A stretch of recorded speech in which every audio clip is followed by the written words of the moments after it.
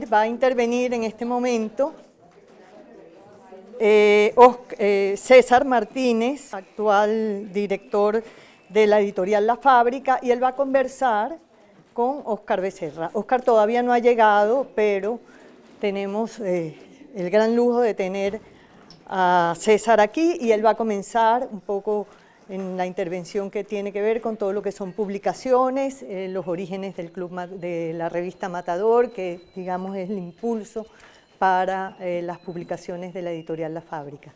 Entonces, mil gracias por tu generosidad de haber aceptado la invitación y bienvenido, y Óscar se integra cuando llegue. Buenas tardes a todos, muchísimas gracias a los que están acá y muchísimas gracias también a los que están allá por estar atentos a estas jornadas en recuerdo de Alberto, que yo creo que para todos los que estamos aquí y todos los que hemos trabajado con él, pues ha sido un maestro. Cada uno le habrá supuesto un maestro en distintas cosas, pero para todos ha sido un maestro. Yo recuerdo el día que empecé a trabajar en La Fábrica, en la editorial. La Fábrica llevaba en ese momento pues 20 y pico años y se había centrado mucho en la fotografía, en una editorial de fotografía. Y Alberto me dijo algo que luego he sabido que decía mucho, que es que la fotografía se aprecia mejor en los libros que en las exposiciones. No me lo explico, simplemente me lo enunció, dando por hecho que yo estaba entendiendo la frase en todo su significado. Pero la verdad es que no, yo me quedé así y dije yo, bueno. Y con el tiempo, y editando tantos libros de fotografía, he entendido muy bien esa afirmación, la fotografía en los libros, porque si combinamos esta frase de Alberto Anaut con una cita de Català Roca, que decía que al contrario de lo que se suele decir, la fotografía tiene que ver más con la literatura que con el cine. Es verdad que la fotografía se lee y los libros de fotografía se leen. Un libro de fotografía no es un pase de diapositivas. Un libro de fotografía es un libro que, como otro cualquiera, como decía, se puede leer y se debe leer y puedes ir para adelante, para atrás. Lo que ves al principio refuerza lo que sigues viendo, se trabaja mucho la secuencia. Y es un formato que efectivamente, comparado con una exposición, al final ves la foto, pero no vuelves, no terminas de leer una exposición. Y sin embargo los libros de fotografía se leen y así en la editorial, el equipo de la editorial y yo estamos siempre trabajando esa secuencia que muchas veces no tiene tanto sentido para el fotógrafo, muchas veces no tiene sentido para el diseñador, que se guían por otros intereses artísticos o estéticos, pero nosotros como editores nos debemos al lector e intentamos que los libros de fotografía se lean y que se cuenten historias. Obviamente la lectura de un libro de fotografía no tiene por qué ser lineal, no responde a los códigos narrativos de la literatura, pero sí que son libros para leer y disfrutar.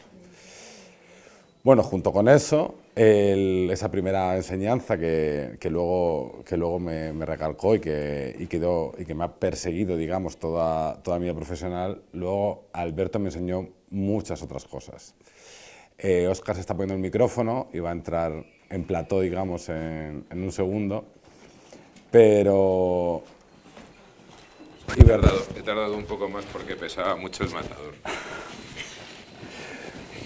Bueno, está con nosotros Óscar Becerra, es el director de La Fábrica, el director total de La Fábrica y el que nos guía a todos el resto de los directores más pequeños, nos guía en esta aventura de dar continuidad a La Fábrica de, como llamamos, los Albertos, de Alberto Anaut y de Alberto Fesas.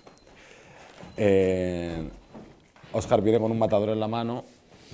Viene con el último Matador, el que publicamos el año pasado, y en realidad él dice que llega tarde porque pesaba mucho el Matador, pero yo sé la verdad, y es que llega tarde porque está cerrando in extremis, debo decir, el próximo Matador de este año. Entonces, si quieres, Óscar, nos puedes contar un poco el Z, cómo se culminó el Z quizá. Y a lo mejor también es el momento de contar el nuevo, no lo sé. Hombre, combinar el Z fue uno de los trabajos más exigentes que yo creo que hemos hecho, bueno, yo por lo menos en mi vida.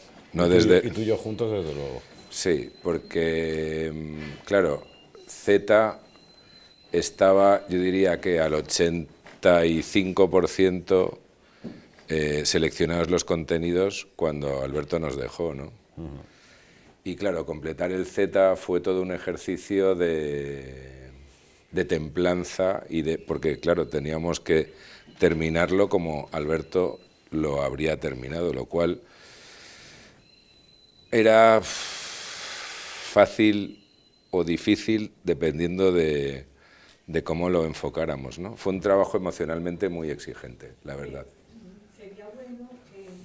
Para las audiencias locales en Venezuela explicaran lo de la Z, de la A a la Z. Vale, bueno, vamos a empezar contando, empieza tú contando cómo fue el origen de Matador, ¿no? Ayer ya hablamos del Estrecho de Mesina, ¿no? Que es como el lugar fundacional de la fábrica, ¿no? Que es donde se concibe el proyecto Matador, pero podrías tú contar un poco lo que sabemos de esa génesis, que ni tú ni yo estábamos ahí. No estábamos ahí, además nos lo han contado muchas veces de maneras muy distintas, sí. Entonces yo creo que a lo mejor dando respuesta, vamos a explicar un poco en qué consiste esto de Matador de la A a la Z. Cuando Alberto decidió arrancar Matador, la decisión fue una decisión muy radical, porque desde el primer momento decidió que la revista no estuviera numerada, sino que siguiera las letras del abecedario, de la A a la Z. Esto es radical y valiente por dos cosas, por dos razones, porque si cada número, por seguir explicando, cada año se publicaba un número y cada número, que debemos decir volumen, porque no es un número, cada volumen respondía a una letra del abecedario. La A, la B, la C, la Ch, porque en aquel momento había Ch, la D, la E, ahí ya está la Z. Con eso, la radicalidad viene de dos aspectos. Uno, porque una revista que empieza con el abecedario no puede parar a mitad. Te estás comprometiendo a llegar hasta el final. Con números, una revista puede acabar en el 23, en el 30, nadie va a suponer que eso no se ha culminado una historia. Pero si lo haces en un abecedario, estás comprometiéndote a que durante 28 años vas a continuar con la revista, lo cual es un compromiso, como decía, muy radical. Pero quizá la otra parte radical era también ponerle cierto fin al proyecto, que era que cuando terminara esos 28 años, la revista, tal y como estaba concebida, se acabaría. Entonces, dando respuesta para explicar cómo esa numeración de la A a la Z, yo creo que es una valentía desde esa idea de decirla, que yo no estaba ahí, como decíamos, pero imagino que en el momento que se está hablando, está decidiendo, no, lo vamos a poner con el abecedario. Y enseguida alguien diría, pero ¿y si que llegamos a la L? ¿O no? Y seguro que Alberto dijo, es que no vamos a llegar a la L, vamos a llegar a la Z. Matador es que tenía ese espíritu de ser radical y extremo, ¿no? Y hay este pacto de sangre de vamos a hacer de la A a la Z, que es una cosa como muy de Alberto, ¿no? De, bueno, me lanzo a la piscina y bueno, luego ya inventaré el agua, si no la pintaré, ¿no? Pero, y claro, fue una travesía a veces larga y a veces corta, ¿no? Entonces, durante un tiempo se hizo corta y de repente había número CH o número EYE, ¿no? Me parece que también hubo, ¿no? EYE, ¿no? No, hubo CH, ¿no? Porque en ese momento todavía la Real Academia tenía la CH. Ah, vale, no fue como un alargamiento, ¿no? No. Me pensaba que sí, fíjate, esto ya es de mi propia cosecha. Pero bueno, tenía también esto de decir, no nos parezcamos a cualquier otra publicación, que las publicaciones todas llevan número, ¿no? Hagamos algo diferente. Entonces, bueno, no sé, como las mitologías se crean después de la concepción real de las cosas, vamos a creer que fue como una especie de pacto de sangre. Lo que sí es que con el tiempo Matador derivó en otra cosa, ¿no? Estamos en Club Matador, que no deja de ser una traslación al mundo real de este espíritu de Matador, ¿no? De una comunidad unida por la cultura y el arte. Y claro, Matador al cabo de 28 números, pues ya era un club, era una marca, hasta un cierto estilo de vida, ¿no? Y entonces, y un vino, es verdad, siempre se me olvida. Me lo bebo y se me olvida. Y entonces, como 2 años antes de llegar a la Z, empezamos a decir, bueno, no podemos dejar a toda esta gente, a toda esta comunidad, ¿no?, huérfana de Matador, porque Matador no deja de ser como una cita anual, una curación anual de textos excepcionales, de grandes autores, algunos clásicos, otros que son novedosos, de fotógrafos, de artistas, ¿no? Es también una oportunidad para jugar, ¿no? Porque cada número de Matador se construía en torno a una idea, ¿no?, que podían ser los europeos o el diseño.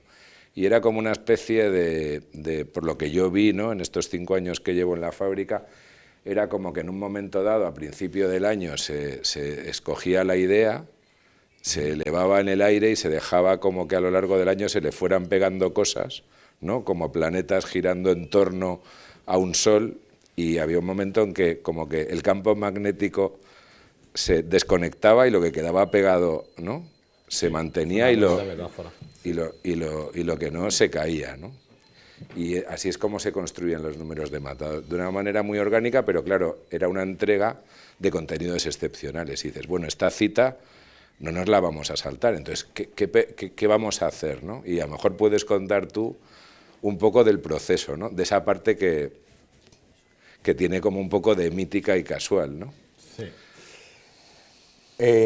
Alberto, cuando estábamos en esta fase, 2 años antes de que llegamos a la Z, planteó que si había que continuar, y si continuábamos, que dijimos sí, y si continuamos, ¿cómo continuamos?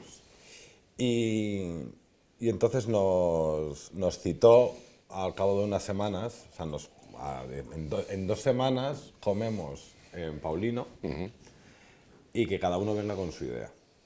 Óscar, Alberto y yo. Entonces llegamos y en orden de edad, empezó por abajo, empecé yo, pusimos nuestra idea, que resultó ser la misma. Con detalles, sí. Por supuesto, no era exactamente la misma, había detalles y enfoques distintos, pero la idea básica era la misma. Y entonces ahí vimos que no podía ser otra. Que la idea era, o sea, Alberto lo que nos había dejado claro es, bueno, yo voy a estar ahí y tal, pero lo que no quiero es seguir haciendo Matador todos los años, ¿no? Ya os toca a la siguiente generación. Entonces, bueno, lo que dijimos es, en vez de girar, una idea muy sencilla, en vez de girar en torno a una idea, vamos a elegir a una persona excepcional cada año y que Matador gire en torno a esa persona. Esa era la idea, ¿no? Grosso modo. Grosso modo.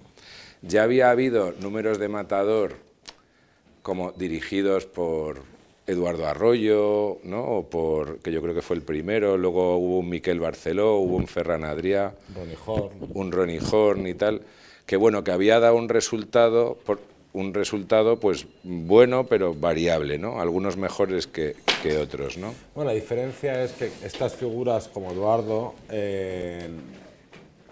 elegían de alguna manera, si no totalmente, en la mayor parte los contenidos que venían a la revista. En esta nueva etapa, los personajes que elegimos no eligen los contenidos.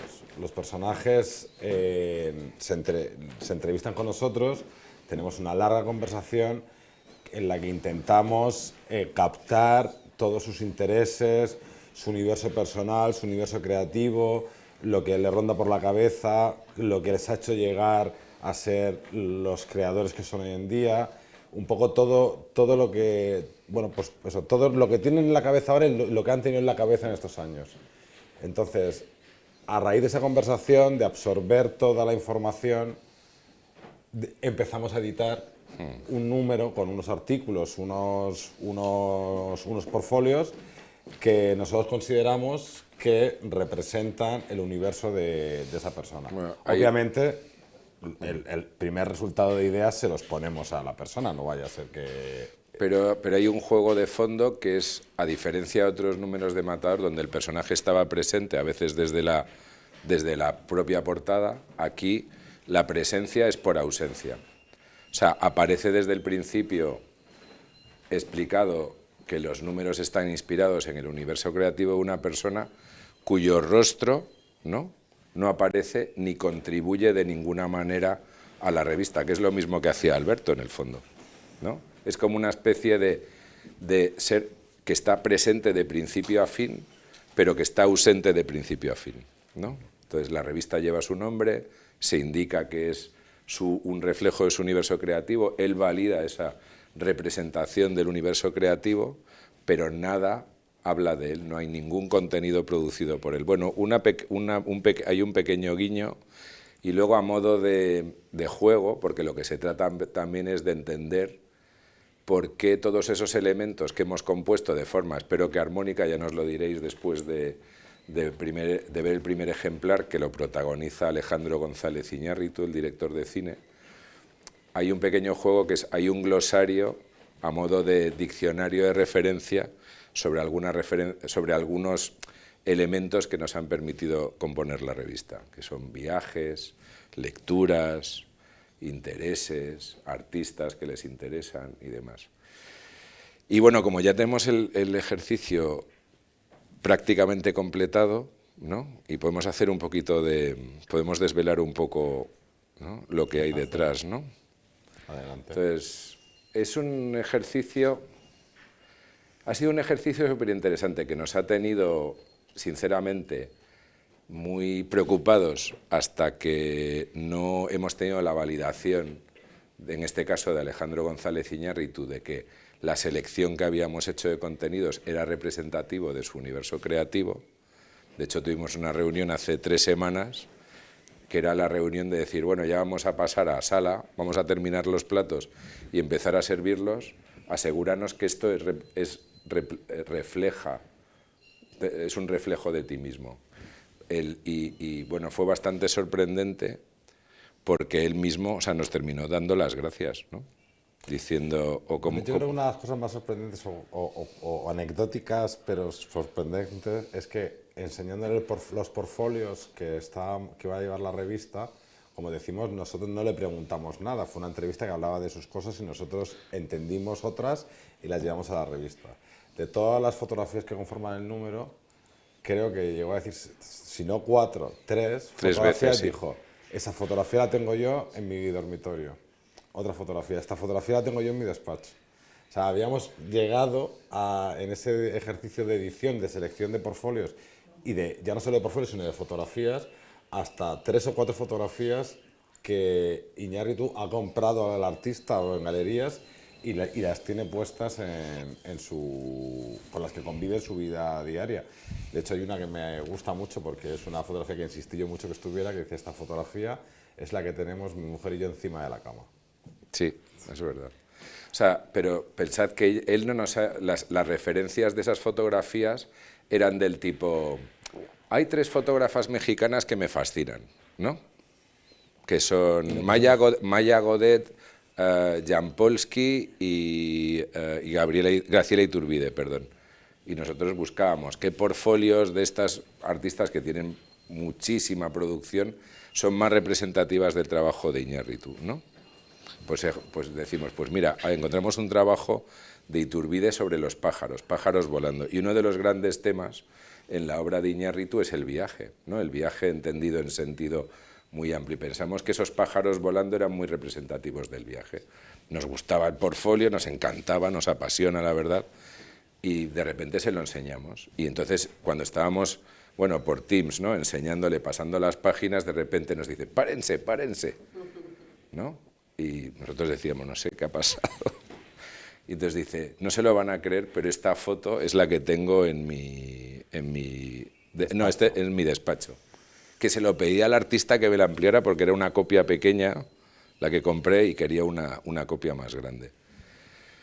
Y hay incluso, bueno, hay anécdotas de todo tipo, ¿no? Una, por ejemplo, o sea, no trabajamos directamente sobre las indicaciones suyas. Por ejemplo, nos cuenta, ¿no?, dentro de esta lógica del viaje, por no desvelarlo todo, nos dice, bueno, ha habido varios viajes en mi vida que han sido como, bueno, casi viajes iniciáticos, ¿no?, en el sentido de que a mí me cambiaron profundamente.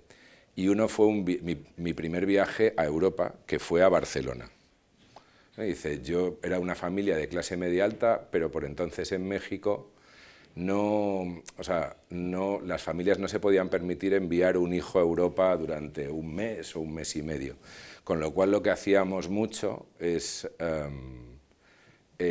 enrolarnos en barcos mercantes, ganarnos un poco de dinero, tener para sobrevivir los primeros días en Europa y luego buscar trabajos aquí, pues ir a recoger uva a Francia o lo que fuera. Y entonces nos cuenta, pues Barcelona me fascinó, bueno, primero por esta magia de que se esté acercando el barco a la costa y poner la radio y que suene otra vez la lengua, ¿no?, española y tal, pero luego porque era el año 78, llegué y me fascinaba por ejemplo, la gente humilde, lo bien que vestía por la calle, que iban con traje y con vestido y tal, eso me sorprendió. Pero lo que más me fascinó fueron los bares, ¿no? O sea, que hubiera un lugar, que en México existían lugares donde la gente iba a jugar a las cartas, o lugares donde la gente iba a comer a mediodía, o donde las prostitutas iban a buscar clientes o a descansar, o la gente cantaba y bailaba. Y eso como tal lo descubrí y me fascinó, los bares. Es una cosa como que siempre la he tenido ahí, ese recuerdo del primer bar donde entré. Y nosotros dijimos, pues a lo mejor vamos a ver si hay algún trabajo que refleje los bares de Barcelona de esa época. Y buscando, encontramos un trabajo que hizo en el año 79, si no me equivoco, o sea, un año después de la llegada de Iñárritu a Barcelona, un tal Rafael Bernis, que se dedicó a ir un año, día por día, a fotografiar el mismo bar de Barcelona, que era el bar de la señora Olvido, que era curiosamente era el bar de la señora Olvida, y era un trabajo un poco olvidado, que había estado expuesto en el Palau de la Virreina, pero hace como 20 años, y desde entonces, y es un trabajo increíble, y cuando Iñárritu lo vio, nos dijo, no me puedo creer que hayan encontrado esto, ¿no? O sea, está lleno como de serendipias, el número de ese tipo. Otra, que yo tengo dudas de si es una serendipia pura o realmente se hablaron entre sí, es que pedimos un texto a Juan Villoro, que lo conoceréis, un literato mexicano, hablando del viaje, y le dijimos, no, escribe, bueno, es un número dedicado al universo creativo de Alejandro González Iñárritu, pero escribe lo que quiera sobre el viaje pensando en que va en un número sobre Alejandro, pero no tiene que hacer ninguna referencia a Alejandro ni nada. Y adivinad de qué va el texto que nos ha escrito. De un viaje de un joven mexicano a Europa en un barco mercante. Entonces, bueno, es muy bonito, o sea, todo esto ha sido como muy bonito y nos vamos con la satisfacción de que hay un trabajo precioso de hacer, que creo que tiene todo el sentido, y que la intuición que tuvimos, no, esa casualidad de la mesa de los tres y tal, pues ha dado un fruto que es como mínimo interesante. Y yo creo que un segundo valor que tiene el número es que, claro, de repente Alejandro González Iñárritu, que es una persona que ha tenido la capacidad de, desde una visión muy mexicana, tener audiencia o espectadores en todo el planeta. Cuando digo todo el planeta es desde Japón hasta la Micronesia, pasando por Finlandia. Es una persona que va un paso por delante de los demás en muchas cosas. Entonces, ¿en qué se nota eso? En que cuando le preguntamos, artistas que te interesan, ¿no? De repente nos dice, hay esta fotógrafa japonesa, Lieko Shiga, que me fascina y tal, ¿no? Y otras muchas, o sea, da una retahíla de nombres, esta, y Lieko Shiga. Nosotros empezamos a ver y vemos esta Lieko Shiga y nos parece que es súper interesante el trabajo que tiene, ¿no? Y realmente se lo enseñamos a nuestros compañeros de Foto España, que están al tanto de todos los fotógrafos. ¿Conocéis a esta Lieko Shiga? Ah, pues no la conocemos, pero es increíble estas cosas que hace, ¿no? Y claro, buscando, resulta que Lieko Shiga acaba de comprarle obra a el MoMA, ¿no? Claro, probablemente Alejandro va un poco por delante de nosotros en ese sentido, ¿no? Porque no deja de estar físicamente donde está y de tratar con la gente con la que está. Entonces, quiero decir, el juego es interesante para nosotros que lo hacemos, pero el juego es de valor para los suscriptores de Matador y los socios de Club Matador, que de repente van a tener una curación de contenidos que algunos son muy sorprendentes y de mucha calidad, ¿no? Que es lo que presentamos. Yo creo que una de las cosas que más, el reto que más nos suponía esta nueva etapa de Matador era igualarse o sea, Matador ha hecho una cosa, hay artistas que han salido en Matador cuando nadie conocía, o cuando prácticamente nadie conocía, que luego han terminado siendo artistas de renombre en todo el mundo. Y Erwin Olaf es un ejemplo de ellos. Cuando Erwin Olaf apareció en Matador no era el Erwin Olaf que ahora conocemos.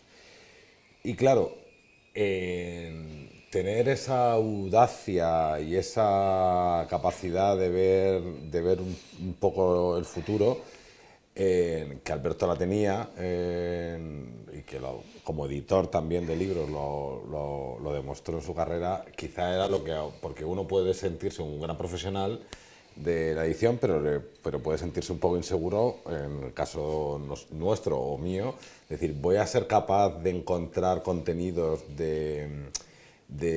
con esta proyección, y claro, y fíjate, el hecho de colaborar de alguna manera, de hablar con estas figuras, con Iñárritu, etcétera, y que ellos, como dice Óscar, que viven en Los Ángeles, que llevan una vida mucho más internacional, es verdad que te abre ventanas, te nombra, porque simplemente pensad que todo esto, luego la conversación nosotros la transcribimos y nos la hemos leído 100 veces.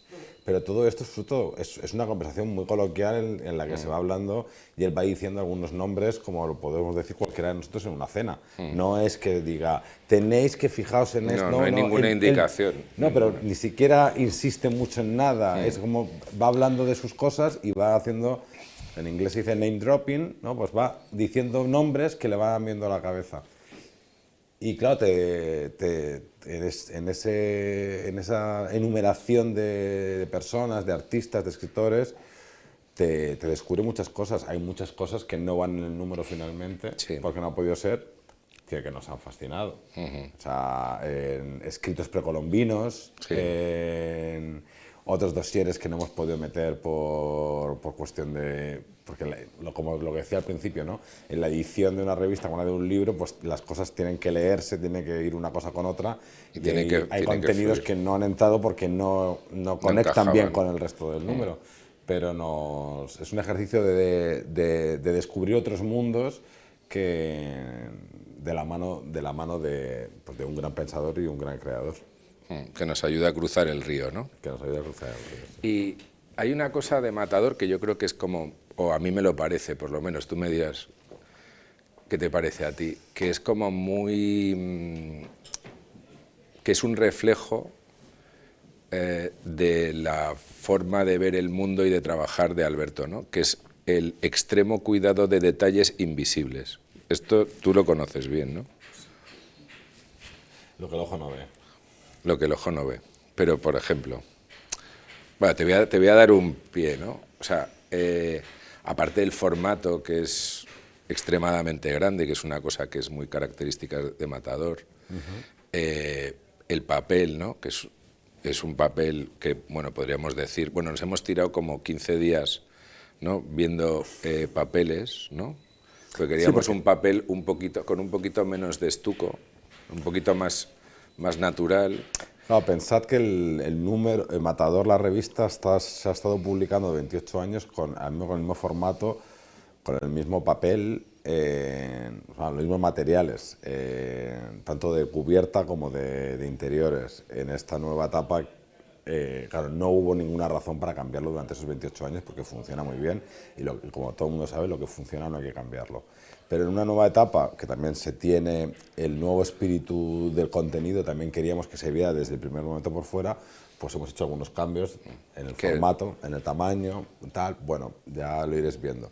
Y uno de ellos ha sido el papel, pero claro, el papel era una responsabilidad muy grande, porque además queríamos un papel que pudiera perdurar 28 años más. O sea, ahora mismo hay papeles que están de moda, hay papeles que en el mundo de la edición hay papeles que se ponen de moda durante un tiempo y luego dejan de ponerse de moda, etcétera, pero claro, eso no podía ser, tenía que ser un papel que, como digo, pudiera durar 28 años más, ya no solo a nivel tendencia, sino también a nivel sostenible. O sea, hay papeles que por sus características tú puedes saber que dentro de 15 años van a estar prohibidos incluso directamente.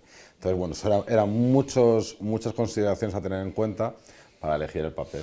Sí, pero bueno, que Matador se imprime en una máquina plana, tarda como el triple o el cuádruple en producirse que cualquier otra publicación, lleva hasta 12 pasadas de tinta para que los negros sean absolutamente negros, ¿no? Y que cada color esté fielmente reflejado. No son 12 pasadas, se imprimen con 12 tintas. 12 tintas, bueno, vale, César os lo puede explicar a los expertos, pero bueno, 12 pasadas, 12 tintas. Las 12 tintas. Las tintas se pueden beber, eso me dijo la semana pasada, porque yo estaba preocupado, digo, hombre, ya que nos ponemos a trabajar, tratemos de encontrar tintas buenísimas, pero que sean lo menos tóxicas posible, ¿no? Y entonces la semana pasada vino a verme César, las tintas se pueden beber, ¿no? Y digo, pues fantástico, es lo que tenemos que las que tintas, hacer, ¿no? Las tintas tradicionalmente tenían una base de plomo que era muy contaminante y ahora son de origen vegetal y si tú quieres te las puedes beber y no te intoxicas. Tampoco es que te sienten bien, imagino, pero no te hombre, intoxicas. tampoco. Pero bueno, que son cosas que luego tampoco lo vamos pregonando a los cuatro vientos. Es la satisfacción de cuidar el detalle y no necesariamente porque, bueno, os lo contamos aquí, os lo contamos en Petit Comité, pero no lo vamos a contar, ¿no? Nada de esto. Pero bueno, creemos que, y eso es muy en el espíritu de Alberto, o eso creemos nosotros, que es importante ser impecables y tratar de hacer las cosas lo mejor posible y que lo aprecie quien lo aprecie, ¿no? Nosotros salimos a la plaza a torear como matadores y luego ya veremos, ¿no? Sí, yo creo que también estos detalles sí que tienen que ver mucho con Alberto, con la perdurabilidad de los proyectos. O sea, Alberto, los proyectos que arrancaba o que arrancó, los arrancaba con la sensación de que nunca acabaran y si alguna vez tuvo que acabar alguno le costó mucho tener que acabarlo. O sea, todos los proyectos, yo creo que la fábrica, y una razón por la que estamos todos aquí es porque proyectos como Foto España, Festival Eñe, la propia editorial, la revista, No Todo, tienen muchos años, que es una cosa bastante, es un poco rara avis. Y el hecho de plantearse también la nueva etapa de la revista con estos pequeños detalles que os hemos ido diciendo, que a lo mejor no son importantes de cara a nadie, pero sí que ayudan a que el nuevo proyecto sea perdurable, que no tengas que terminarlo, que cambiarlo a mitad de camino, sino que lo estás planteando desde el primer momento para que sea algo que los próximos 10, 15 años se pueda continuar. Es interesante esto que dices, porque uno de los ejercicios interesantes que no hemos mencionado del proyecto es que hemos recurrido al director de arte que creó Matador en su origen, que es Fernando Gutiérrez, que trabajó mano a mano con Alberto, y entonces, pues nada, lo pensamos bastante y al final dijimos, será interesante también que Fernando haga el ejercicio de ayornamiento, ¿no?, de Matador y ver cómo lo percibe él, ¿no? Sobre todo porque es muy interesante porque Fernando está en una fase, o por lo menos eso creo yo, de su vida, de como que está en lo clásico, ¿no? En crear como clásicos eternos, supongo que es el sueño de todo diseñador, ¿no? Hacer también cosas como muy perdurables. Y Fernando nos hizo una reflexión al principio, que luego nos ha llevado a tomar decisiones en ese sentido, que es, en Matador había un espíritu muy de la época en que nació, muy de los 90, un poco nervioso, un poco de que había que sorprender todo el rato y tal, como más marketingiano en el fondo, aunque no lo fuera, pero que era.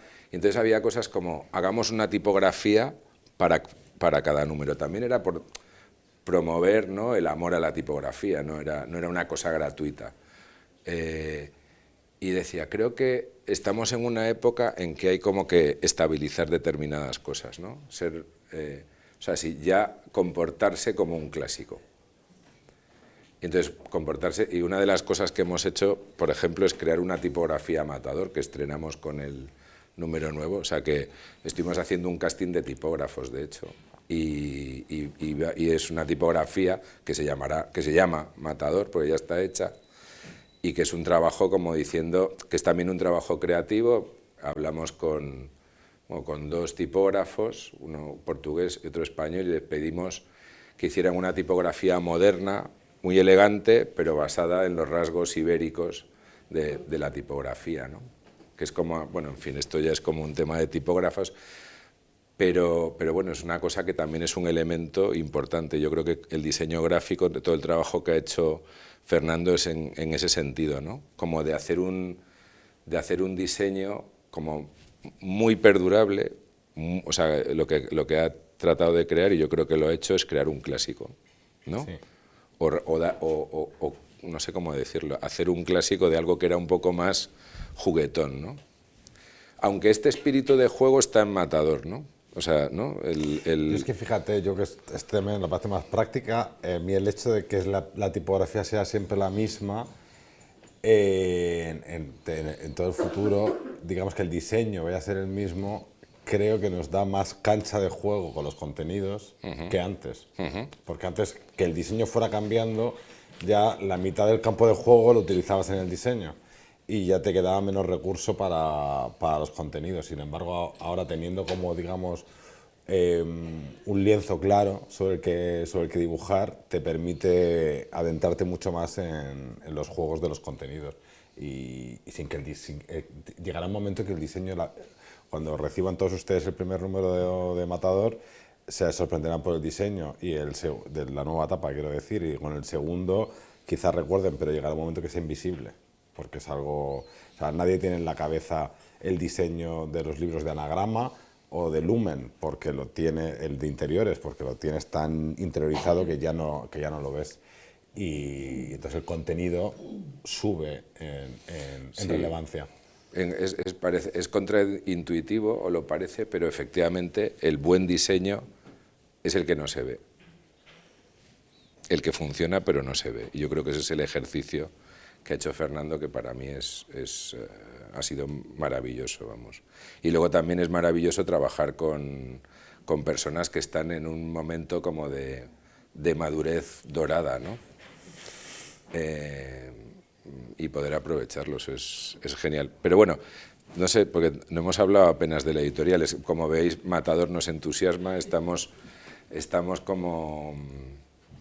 es de estos trabajos como que dan sentido a otros momentos complicados, ¿no?, que tenemos en nuestro día a día.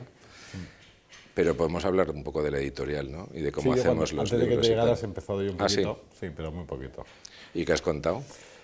Pues, ¿Qué les has contado? He contado las enseñanzas de Alberto cuando llega a la editorial, sobre cómo era un libro de fotografía.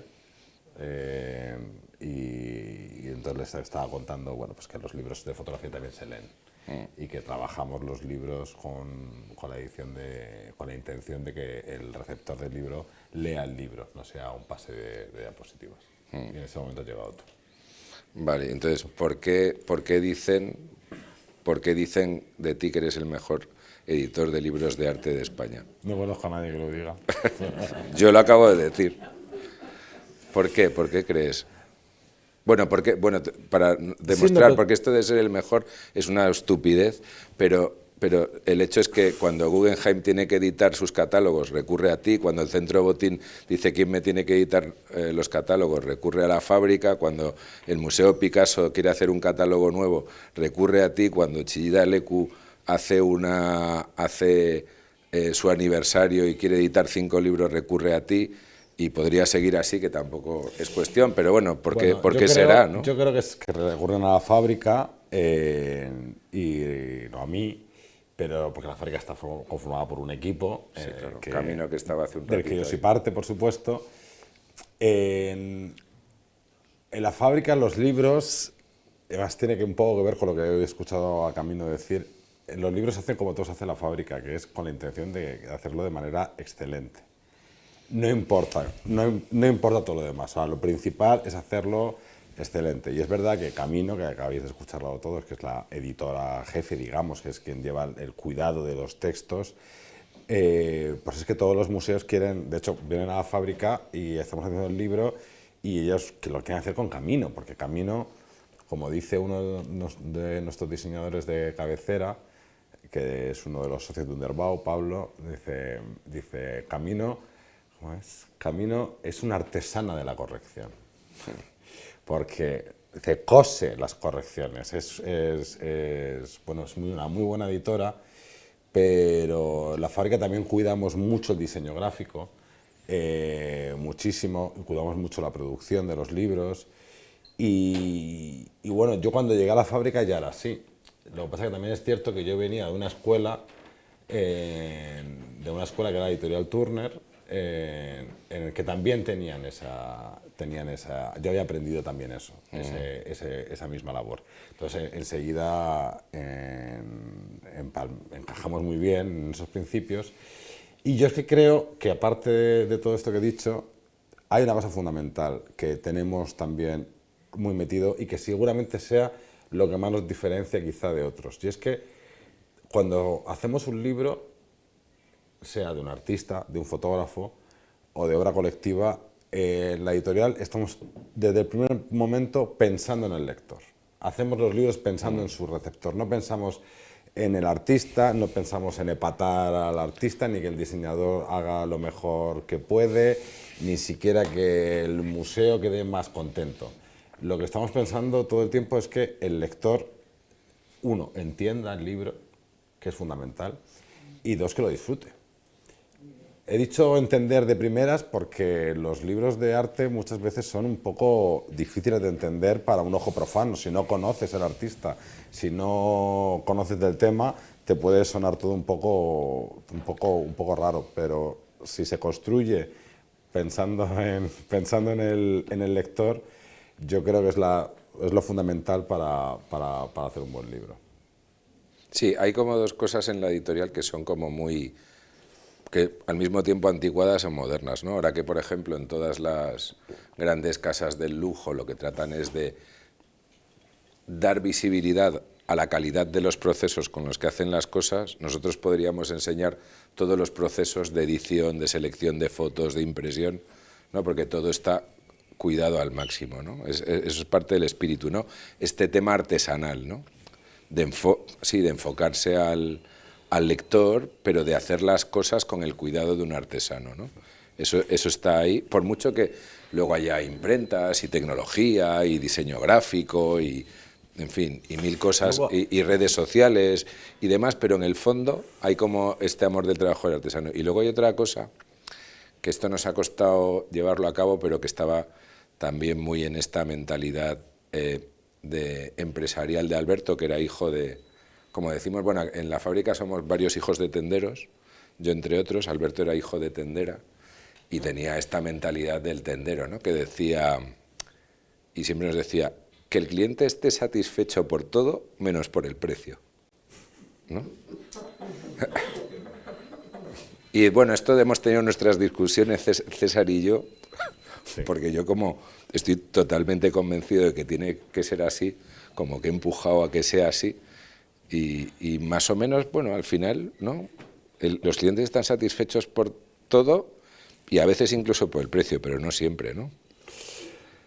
Bueno, hay que diferenciar dos clientes, el cliente que compra el libro, a ese le cuidamos más, a ese le cuidamos más. Sí. Sí, bueno, yo creo que hay una cosa también de la fábrica que me sorprendió mucho cuando llegué, y esto yo creo que también es, no lo podría asegurar, bueno, sí, es algo de Alberto, y es que cada libro es un proyecto de diseño único. O sea, mira que se han publicado más de 800 libros en la fábrica. Hay un par de colecciones que son Blow Up y Fotobolsillo, pero que tampoco representan un porcentaje muy alto de la producción editorial y nuestro catálogo. Todo el resto de los libros, que me atrevería a decir, pues si Fotobolsillo son 111, y que se me lo sé, y Blow Up no me lo sé, pero serán otros 100, digamos, el resto de los 600, 700 títulos que se ha publicado en la fábrica, el diseño ha sido un proyecto único de diseño. Se ha encargado a un diseñador que para esos contenidos concretos pensara y desarrollara un proyecto no solo gráfico a nivel tipográfico y cubierta, sino el formato, los materiales de cada uno, o sea, yo llevo en la fábrica ya casi 9 años y yo obviamente me relaciono con mis colegas de otras editoriales y tienen modelos de libros.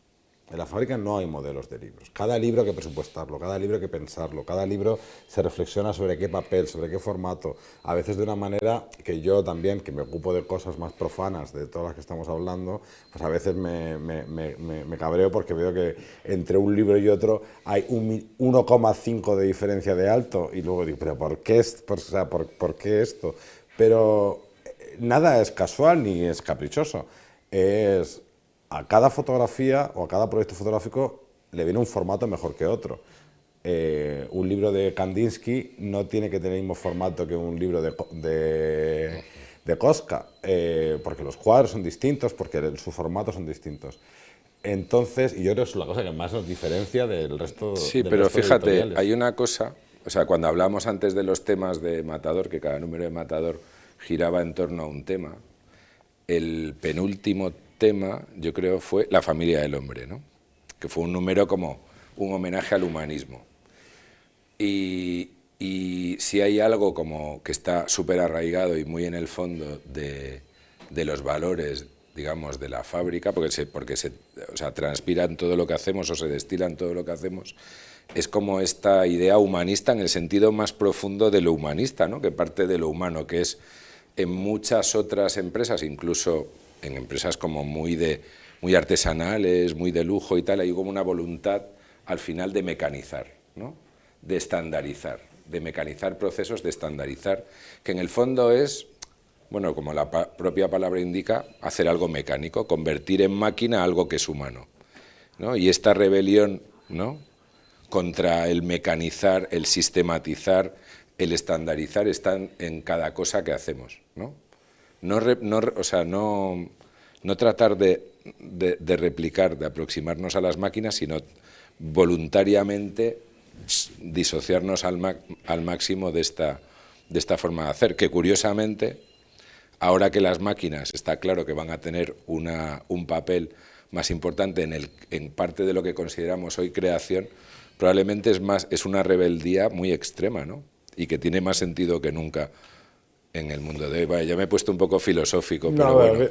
Pero mira, os voy a contar, no es un secreto, pero es una cosa, yo tampoco lo sabes. Hubo un momento en el que Camino y yo dijimos, vamos a estandarizar un poco, o sea, vamos a hacer los formatos, sobre todo, a ver, entre este libro de fotografía y este libro de fotografía, pues si hacemos estos cambios, no sé qué, el ojo, los demás no se van a dar cuenta de que en realidad es el mismo libro con otras tipografías y otras tipografías y otras fotografías, pero que en realidad el esquema, lo que no se ve, el esqueleto, digamos, es el mismo, y así pues vamos más rápidos y también somos más eficientes, ¿no? Que al final la eficiencia en una empresa es importante.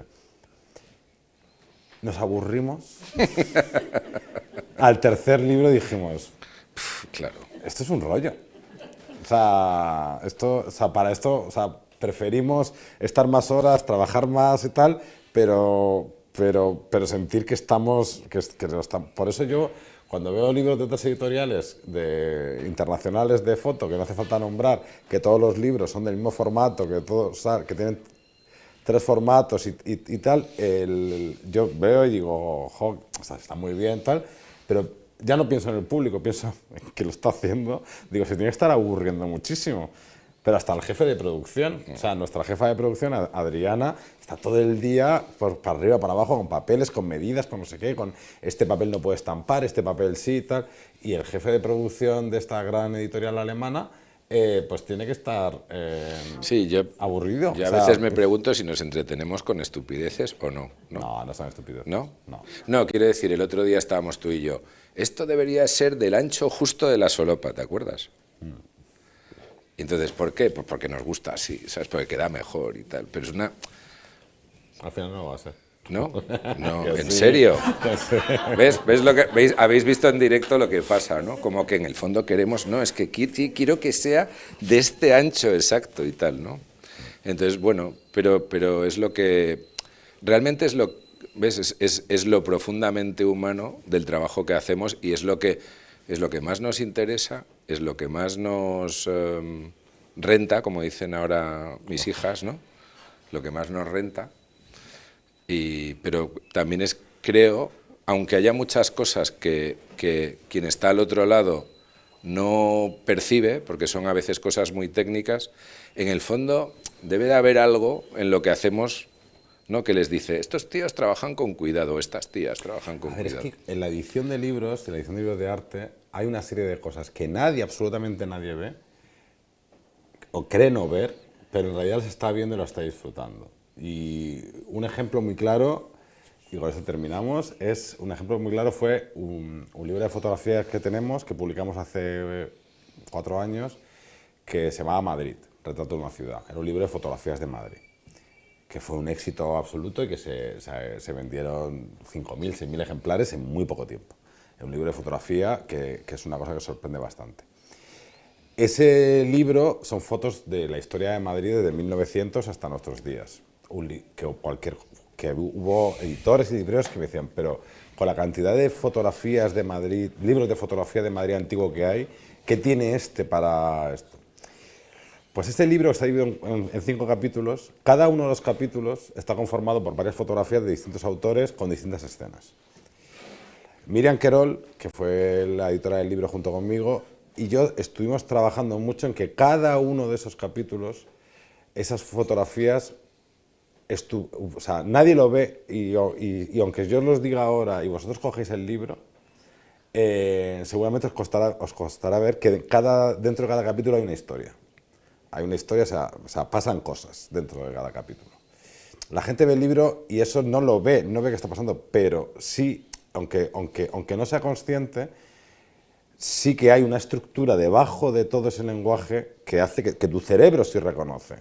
Sí. No es una fotografía aquí, otra aquí, otra aquí, sino que es importante dar orden y estructura que nadie va a apreciar de primeras, pero que tu cerebro en otra capa más inconsciente sí que la está viendo. Y al final las estructuras no te sirven tanto para organizar el contenido al lector, sino para quitar todo ruido posible que pueda dar el caos y que se quede solo la foto y que tú puedas apreciar solo la foto, porque cuando pasas de una foto a otra, como estás siguiendo una estructura y un hilo narrativo, aunque no veas el hilo narrativo, sí que tu mente no se está sorprendiendo, no tiene un efecto de sorpresa. Y entonces sigue en paz el cerebro, digamos, y puedes apreciar el libro. Voy a hacer una cita culta. Le Corbusier, ¿qué te parece? Venga, dale. Le Corbusier decía que él hacía formas puros porque el cerebro sentía una especie de emoción cuando veía una esfera perfecta o un cubo perfecto y tal, que aunque no supiera reconocer que era una esfera perfecta o un cubo perfecto, que en algún lugar del cerebro esa perfección despertaba la emoción, ¿no? Yo creo que esa es una... Podría ir por ahí, quizás, ¿no? Sí, bueno, yo soy creyente en Le Corbusier, entre otros muchos.